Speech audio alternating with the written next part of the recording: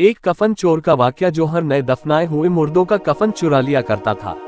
एक रात उसके साथ कब्रिस्तान में क्या मामला पेश आया था, आइए जानते हैं। एक बुजुर्ग जिनका नाम हजरत सैयदना इशहाक रहमतुल्लाह अलैह है, आप फरमाते हैं कि एक शख्स हमारी महफिल में आया करता था, मगर उसका आधा चेहरा हमेशा छुपा रहता था। एक मर्तबा मैंने उससे पूछा कि तुम अपना आधा चेहरा छुपाए रखते हो, इसकी क्या वजह है, मुझे इस राज से आगाह करो। उसने कहा कि अगर आप अमान अता फरमाए तो मैं अपना मामला बताता हूँ। कहा कि बताओ असल मामला क्या है।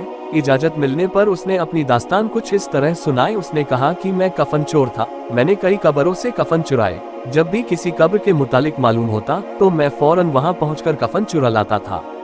एक मर्तबा एक औरत का इंतकाल हुआ, जब उसे दफना दिया गया तो मैं फौरन कब्रिस्तान पहुंचा। जब इटे हटाकर कफन की एक चादर हटाई और दूसरी चादर खींचने लगा तो अचानक उस औरत की बेजान जिस्म ने हरकत की और चादर को थाम लिया। मैंने कहा, तुम्हारा क्या ख्याल है, तुम मुझसे जीत जाओगी? ऐसा नहीं हो सकता। ये कहकर मैं घुटनों के बल बैठ गया और पूरी ताकत से कफन खींचने लगा। उसी वक्त उस औरत ने मुझे एक जोरदार थप्पड़ मारा, जिसके दर्द के शिद्दत से बेकरार हो गया और मेरे चेहरे पर बहुत ज्यादा जलन होने लगी।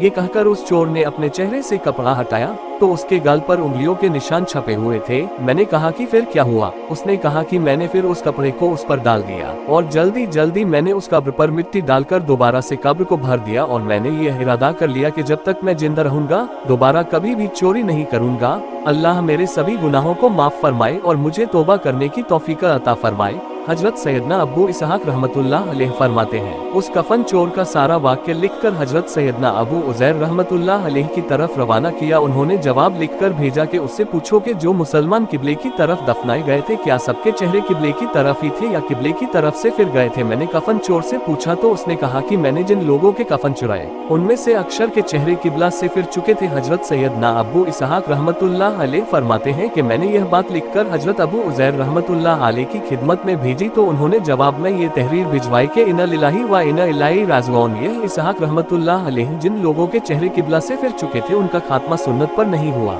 इससे ये सबक मिलता है कि गुनाह नहीं करनी चाहिए।